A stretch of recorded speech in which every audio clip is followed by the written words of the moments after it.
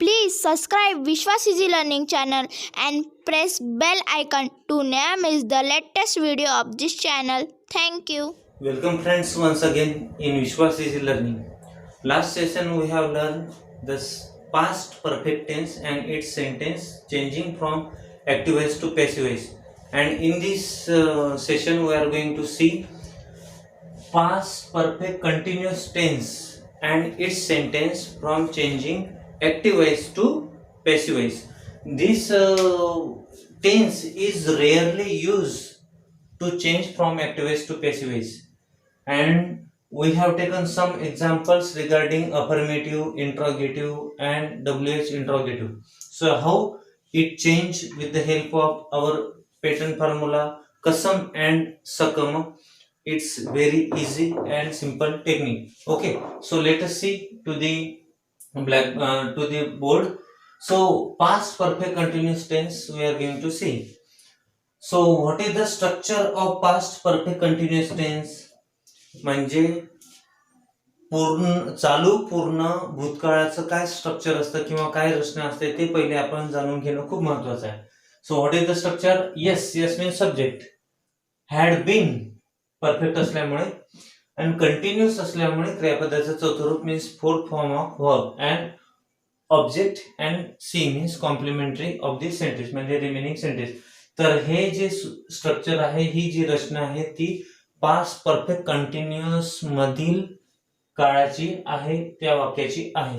तर मग अशा पद्धतीचं जे वाक्य असतं त्याचं ऍक्टिव्ह मधून पॅसिव्ह मध्ये रूपांतर कसं करायचं ते आपण बघूया. So first example is given for affirmative sentence. So what is sentence? He had been teaching grammar. तो ग्रामर शिकवत आलेला होता. Okay, so this is the sentence and we have to change from active voice to passive voice. आणि आपल्याला माहित आहे की affirmative म्हणजे होकारार्थी वाक्याचं ऍक्टिव्ह वॉइस मधून पॅसिव्ह वॉइस मध्ये रूपांतर करताना अगदी सिंपल फॉर्म्युला आहे, तो म्हणजे क सम. क मीन्स ऑब्जेक्ट कर्म, स मीन्स सहाय्यक क्रियापद मीन्स हेल्पिंग वर्ब ऑक्झिलरी, म मीन्स मुख्य क्रियापद main verb and by plus subject. Okay, so how it change? Please look at the board. So first of all we take क means grammar. Grammar write down first letter capital, पहिलं अक्षर capital लिहायचं सुरुवातीचं. ठीक आहे, grammar. Then स means सहाय्यक had been we have taken. आता आपल्याला माहित आहे की हा कंटिन्युअस टेन्स आहे, परफेक्ट आहे परंतु कंटिन्युअस आहे, म्हणून याला एक सपोर्टिंग वर्ड घेणं आवश्यक आहे पॅसिव्ह वॉइस मध्ये, तो म्हणजे being. Okay, so what is supporting word? Grammar had been. Being झालं, क झालं, स झालं. आता घ्यायचा म मीन्स मेन वर्ब, मुख्य क्रियापद. And every time we want third form of verb in passive voice. आणि म्हणून आपल्याला प्रत्येक वेळेस माहित आहे की तिसऱ्या रूपाचं गरज असते आपल्याला पॅसिव्ह वॉइस मध्ये, आणि ते म्हणजे it has given in fourth form, चौथ्या रूपात दिलेलं, आणि आपल्याला थर्ड फॉर्म मध्ये पाहिजे म्हणजे taught. Taught means grammar had been taught by he. It is subject is he and we want in objective case him full stop. अशा पद्धतीने आपल्याला या अफर्मेटिव्ह सेंटेन्स आणि ते पण पास्ट परफेक्ट कंटिन्युअस मध्ये दिलेल्या वाक्याचं कशा पद्धतीनं पॅसिव्ह वॉइस केलं हे आपण चांगल्या पद्धतीनं जाणलं. ठीक आहे, means question was he had been teaching grammar and answer is passive voice is grammar had been taught by him. Such type of tense is rarely used, that's why we have taken very few sentence with the help of interrogative and interrogative WH. So second type of sentence is interrogative. मग कशा पद्धतीनं वाक्य दिलेलं आहे या ठिकाणी? had he been drawing the painting. had he been drawing the painting. म्हणजे it has given question mark, interrogative and verbal type of question it is. मग प्रश्नार्थी वाक्याचं जर आपल्याला ऍक्टिव्ह मधून पॅसिव्ह मध्ये रूपांतर करायचं असेल तर आपण चांगल्या पद्धतीने शिकलो, ते म्हणजे आपला फॉर्म्युला आहे स क म by plus subject and question mark. स मीन्स हेल्पिंग वर्ब, सहाय्यकारी क्रियापद, क मीन्स कर्म मीन्स अन ऑब्जेक्ट, अँड म मीन्स मुख्य क्रियापद means main verb, and by plus subject in objective case and question mark. या क्रमानं जर तुम्ही वाक्य कुठलंही प्रश्नार्थ वाक्य दिलेलं असेल आणि त्याचं जर पॅसिव्ह करा म्हटलं तर तुम्ही सहज आणि सोप्या पद्धतीने सोडवू शकता, कुठलीही चिंता न बाळगता. तर बघूया. So he had he been drawing the painting. Okay, so what is our formula? So means सहाय्यकार क्रियापद. Write down as it is. So means had. Okay, had we have taken. Ka means karma. So what is karma here? Painting. Had the painting. Had the painting. Then been because of perfect आणि continuous असल्यामुळे आपल्याला कोणता जोड शब्द आवश्यक आहे? Being. Had the painting being. Then स घेतलं, क घेतला, आता means main verb is in third form. It is given in fourth form.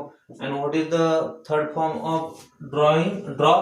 Draw is a first form, drew is a second form, and drawn is a third form, and drawing is a fourth form. So had the painting been drawn, drawn, drawn, and by plus subject, by he, it is given in he subject and it is changed as a him in objective case. Okay, did you understand? So had the painting been drawn by him.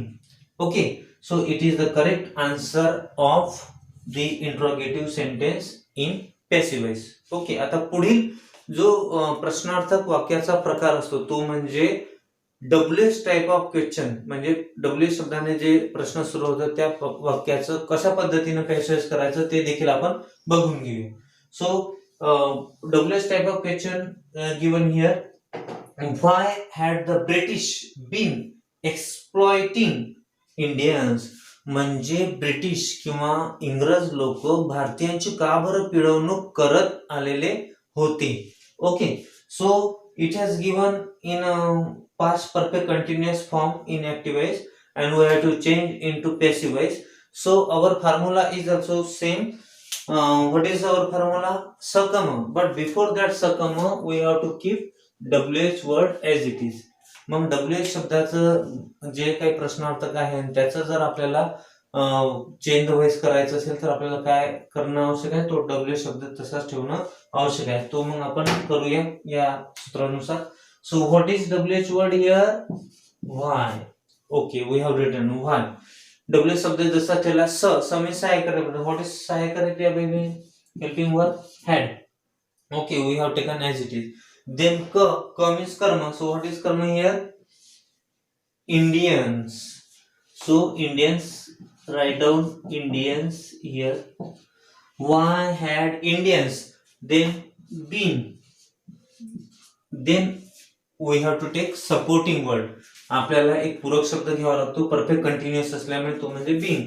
So why had Indians been? Okay. Then स घेतलं, क घेतला, आता राहिला म means मुख्य क्रियापद. So it is given in fourth form exploiting. इन पिळवणूक करणे, शोषण करणे. So what is the third form of exploited. So why had Indians been exploited? Exploited. Okay, why had Indians been exploited? Then by plus subject, by. So what is the subject here? British, and we also keep as it is British because there is no pronoun, only noun is given there. So by the British. Proper noun, so write down B capital, by the British. Now answer is ready and our full stop remain. So write down full stop there. तर बघा की प्रश्न असा होता, why had the British been exploiting Indians? And our answer is why had Indians been exploited by the British. आणि अशा पद्धतीनं आपण या पास्ट परफेक्ट कंटिन्युअस टेन्स मधील वाक्यांचं ऍक्टिव्ह मध्ये पॅसिव्ह मध्ये रूपांतर करणं अगदी शिकलेलं आहे, ते पण आपल्या सोप्या आणि सहज सुलभ अशा सूत्रानुसार. तर एक लक्षात ठेवा की या पद्धतीचे वाक्य फार क्वचितच परीक्षेला येतात किंवा विचारल्या जातात, म्हणून याचा आपण थोडक्यामध्ये काय केलं की अभ्यास करून घेतला, परंतु हे देखील आपल्याला माहित असावं जरी त्या ठिकाणी हॅड बीन असला तरी देखील कंटिन्युअस असल्यामुळे बीइंग हा शब्द घेणं महत्वाचंच ठरलं आणि नंतर नेहमीप्रमाणे क्रियापदाचं तिसरं रूप आणि बाय प्लस सब्जेक्ट घेणं ठरलं. तर मला अशी आशा आहे की आपण चांगल्या पद्धतीनं पास्ट परफेक्ट कंटिन्युअस टेन्स मधील ऍक्टिव्हाइजचं पॅसिव्ह मध्ये रूपांतर करणं शिकलं असाल. तर हा व्हिडिओ पूर्णतः बघितल्याबद्दल सर्वांचं धन्यवाद.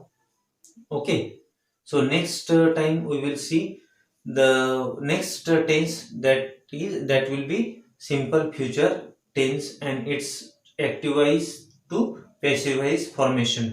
Okay.